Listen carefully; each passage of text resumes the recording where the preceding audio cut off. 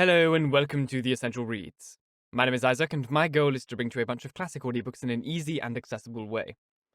We are continuing with Sense and Sensibility by Jane Austen, and this is chapter 22. Let's begin. The Palmers returned to Cleveland the next day, and the two families at Barton were again left to entertain each other. But this did not last long. Elanor had hardly got their last visitors out of her head, had hardly done wondering at Charlotte being so happy without a cause, at Mr. Palmer's acting so simply with good abilities, and at the strange unsuitableness which often existed between husband and wife, before Sir John and Mrs. Jennings' active zeal in the cause of society procured her some new acquaintance to see and observe. In a morning's excursion to Exeter, they had met with two young ladies whom Mrs. Jennings had the satisfaction of discovering to be her relations, and this was enough for Sir John to invite them directly to the park as soon as their present engagements at Exeter were over. Their engagements at Exeter instantly gave way before such an invitation, and Lady Middleton was thrown into no little alarm on the return of Sir John by hearing that she was very soon to receive a visit from two girls whom she had never seen in her life, and of whose elegance, whose tolerable gentility even, she could have no proof, for the assurances of her husband and her mother on that subject went for nothing at all. Their being her relations, too, made it so much the worse. And Mrs. Jennings' attempts at consolation were, therefore, unfortunately founded when she advised her daughter not to care about their being so fashionable, because they were all cousins, and must put up with one another. As it was impossible, however, now to prevent their coming, Lady Middleton resigned herself to the idea of it with all the philosophy of a well-bred woman, contenting herself merely with giving her husband a gentle reprimand on the subject 5 or 6 times every day. The young ladies arrived. Their appearance was by no means ungenteel or unfashionable. Their dress was very smart, their manners very civil. They were delighted with the house, and in raptures with the furniture. And they happened to be so dotingly fond of children that Lady Middleton's good opinion was engaged in their favour before they had been an hour at the park. She declared them to be very agreeable girls indeed, which for her ladyship was enthusiastic admiration. Sir John's confidence in his own judgment rose with this animated praise, and he set off directly for the cottage to tell the Miss Dashwoods of the Miss Steele's arrival, and to assure them of their being the sweetest girls in the world. From such commendation as this, however, there was not much to be learned. Elanor well knew that the sweetest girls in the world were to be met in every part of England, under every possible variation of form, face, temper, and understanding. Sir John wanted the whole family to walk to the park directly and look at his guests. Benevolent, philanthropic man. It was painful to him to even keep a third cousin to himself. "Do come now," said he. "Pray come. You must come. I declare you shall come.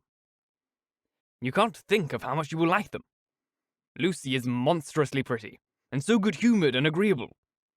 The children are all hanging about her already, as if she was an old acquaintance, and they both long to see you of all things. For they have heard at Exeter that you are the most beautiful creatures in the world, and I have told them that it is all very true, and a great deal more. You will be delighted with them, I am sure. They've brought the whole coach full of playthings for the children. How can you be so cross as not to come? Why, they are your cousins, you know, after a fashion. You are my cousins, and they are my wives, so you must be related." But Sir John could not prevail. He could only obtain a promise of their calling at the park within a day or two, and then left them, in amazement at their indifference, to walk home and boast anew of their attractions to the Miss Steeles, as he had already been boasting of the Miss Steeles to them. When their promised visit to the park and consequent introduction to these young ladies took place, they found the appearance of the eldest, who was nearly 30, with a very plain and not sensible face, nothing to admire. But in the other, who was not more than 2 or 3 and 20, they acknowledged considerable beauty. Her features were pretty, and she had a sharp, quick eye, and a smartness of air, which, though it did not give actual elegance or grace, gave distinction to her person. Their manners were particularly civil, and Elanor soon allowed them credit for some kind of sense when she saw with what constant and judicious attentions they were making themselves agreeable to Lady Middleton. With her children, they were in continual raptures, extolling their beauty, courting their notice, and humouring all their whims. and such of their time as could be spared from the importunate demands which this politeness made on it was spent in admiration of whatever her ladyship was doing, if she happened to be doing anything, or taking in patterns of some elegant new dress in which her appearance the day before had thrown them into unceasing delight. Fortunately for those who pay their court through such foibles, a fond mother, though in pursuit of praise for her children the most rapacious of human beings, is likewise the most credulous. Her demands are exorbitant, but she will swallow anything, and the excessive affection and endurance of the Miss Steeles towards her offspring were viewed, therefore, by Lady Middleton without the smallest surprise or distrust. She saw with maternal complacency all the impertinent encroachments and mischievous tricks to which her cousins submitted. She saw their sashes untied, their hair pulled about their ears, their work-bags searched, and their knives and scissors stolen away, and felt no doubt of it being a reciprocal enjoyment. It suggested no other surprise than that Elanor and Marianne should sit so composedly by, without claiming a share in what was passing. "John is in such spirits today," said she, on his taking Miss Steele's pocket handkerchief and throwing it out of the window. "He is full of monkey tricks." And soon afterwards, on the second boy violently pinching one of the same lady's fingers, she fondly observed, "How playful William is! And here is my sweet little Anna Maria," she added, tenderly caressing a little girl of 3 years old who had not made a noise in the last 2 minutes. "And she is always so gentle and quiet. Never was there such a quiet little thing." But unfortunately, in bestowing these embraces, a pin in her ladyship's headdress slightly scratching the child's neck produced from this pattern of gentleness such violent screams as could hardly be outdone by any creature professedly noisy. The mother's consternation was excessive, but it could not surpass the alarm of the Miss Steeles, and everything was done by all three in so critical an emergency which affection could suggest as likely to assuage the agonies of the little sufferer. She was seated in her mother's lap, covered with kisses, her wound bathed with lavender water by one of the Miss Steeles, who was on her knees to attend to her, and her mouth stuffed with sugar plums by the other. With such a reward for her tears, the child was too wise to cease crying. Still she screamed and sobbed lustily, kicked her 2 brothers for offering to touch her, and all their untied soothings were ineffectual, till Lady Middleton, luckily remembering that in a scene of similar distress last week some apricot marmalade had been successfully applied for a bruised temple, the same remedy was eagerly proposed for this unfortunate scratch. And a slight intermission of screams in the young lady, on hearing it, gave them reason to hope that it would not be rejected. She was carried out of the room, therefore, in her mother's arms, in quest of this medicine. And as the boys chose to follow, though earnestly entreated by their mother to stay behind, the 4 young ladies were left in a quietness which the room had not known for many hours. "Poor little creature," said Miss Steele as soon as they were gone. "Might have been a very sad accident." "Yet I hardly know how," cried Marianne, "unless it had been under totally different circumstances. But this is the usual way of heightening alarm where there is nothing to be alarmed at in reality." "What a sweet woman Lady Middleton is," said Lucy Steele. Marianne was silent. It was impossible for her to say what she did not feel, however trivial the occasion. And upon Elanor, therefore, the whole task of telling lies, when politeness required it, always fell. She did her best when thus called on, by speaking of Lady Middleton with more warmth than she felt, though with far less than Miss Lucy. "And Sir John, too," cried the elder sister. "What a charming man he is!" Here, too, Miss Dashwood's commendation, being only simple and just, came in without any eclat. She merely observed that he was perfectly good-humoured and friendly. "And what a charming little family they have! I never saw such fine children in my life. I declare I quite dote upon them already, and indeed I am always distractedly fond of children." "I should guess so," said Elanor with a smile, "from what I have witnessed this morning." "I have a notion," said Lucy. "You think the little Middletons rather too much indulged. Perhaps they may be the outside of enough, but it is so natural in Lady Middleton. And for my part, I love to see children full of life and spirits. I cannot bear them if they are tame and quiet." "I confess," replied Elanor, "that while I am at Barton Park, I never think of tame and quiet children with any abhorrence."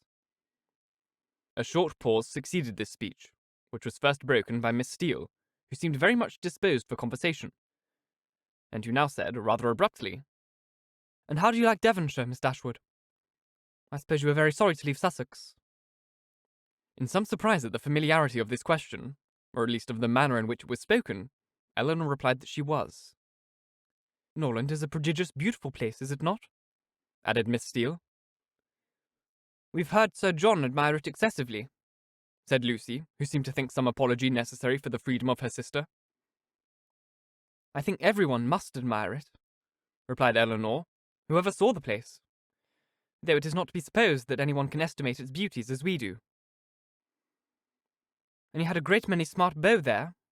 I suppose you have not so many in this part of the world.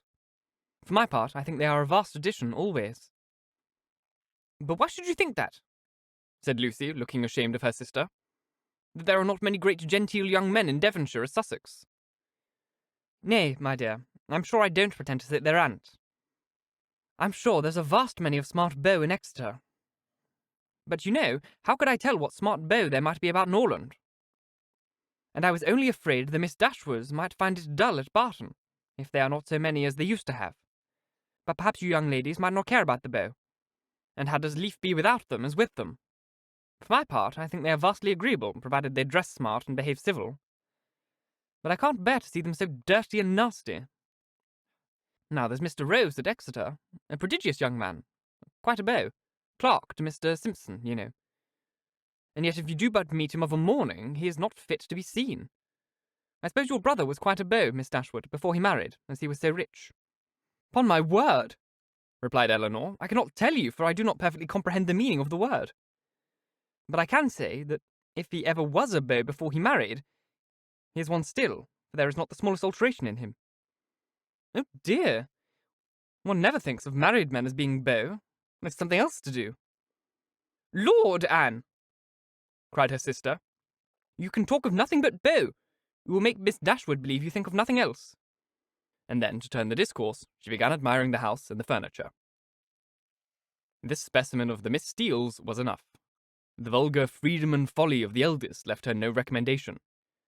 And as Elanor was not blinded by the beauty or shrewd look of the youngest to her want of real elegance and artlessness, she left the house without any wish of knowing them better. Not so the Miss Steeles. They came from Exeter well provided with admiration for the use of Sir John Middleton, his family, and all his relations, and no niggardly proportion was now dealt out to his fair cousins, whom they declared to be the most beautiful, elegant, accomplished, and agreeable girls they ever beheld, and with whom they were particularly anxious to be better acquainted. And to be better acquainted, therefore, Elanor soon found was their inevitable lot, for Sir John was entirely on the side of the Miss Steeles. Their party would be too strong for opposition, and that kind of intimacy must be submitted to which consists of sitting an hour or two together in the same room almost every day. Sir John could do no more, but he did not know that any more was required. To be together was, in his opinion, to be intimate, and while his continual schemes for their meeting were effectual, he had not a doubt of their being established friends. To do him justice, he did everything in his power to promote their unreserve, by making the Miss Steeles acquainted with whatever he knew or supposed of his cousin's situations in the most delicate particulars. And Elanor had not seen them more than twice before the eldest of them wished her joy on her sister having been so lucky as to make a conquest of a very smart beau since he came to Barton. "And I hear he is quite a beau and prodigious handsome. And I hope you will have good luck yourself soon. But perhaps you may have a friend in the corner already." Elanor could not suppose that Sir John would be more nice in proclaiming his suspicions of her regard for Edward than he had been with respect for Marianne. Indeed, it was rather his favourite joke of the two, as being somewhat newer and more conjectural. And since Edward's visit, they had never dined together without his drinking to her best affections with so much significancy, and to so many nods and winks as to excite a general attention. The letter F had been likewise invariably brought forward, and found productive of such countless jokes that its character as the wittiest letter in the alphabet had been long established with Elanor. The Miss Steeles, as she expected, had now all the benefit of these jokes. And in the eldest of them they raised a curiosity to know the name of the gentleman alluded to, which, though often impertinently expressed, was perfectly of a piece with her general inquisitiveness into the concerns of their family. But Sir John did not sport long with the curiosity which he delighted to raise.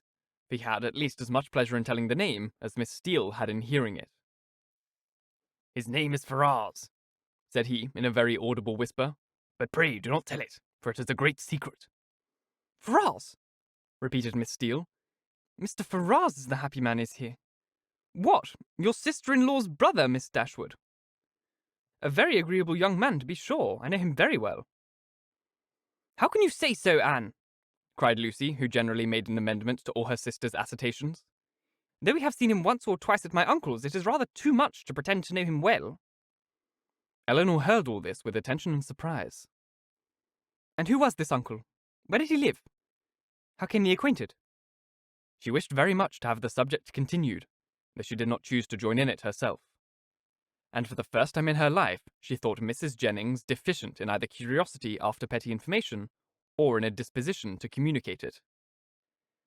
The manner in which Miss Steele had spoken of Edward increased her curiosity, for it struck her as being rather ill-natured, and suggested the suspicion of that lady's knowing or fancying herself to know something to his disadvantage. But her curiosity was unavailing, for no further notice was taken of Mr. Ferrars's name by Miss Steele when alluded to, or even openly mentioned, by Sir John. Thank you so very much for listening. If you enjoyed, please like, comment, share, all that jazz, and if you really enjoyed, do subscribe, because there is more to come. If you're listening on podcast, please leave a review, as it helps get this in front of as many people as possible, and reading your reviews really, really makes my day. If you want to support the show further, there is a Ko-Fi link, which is about here on screen or in the description box. It's just a direct way to donate to the show and donate to me, etc. Or you can also leave a super thanks, I think that's what it's called, on YouTube. I should really learn what it's called, but I don't know what it's called. I think it's a super thanks or a super comment, whatever it is. Please do that. It's really helpful. Once again, thank you so very much for listening. And until next time, bye-bye.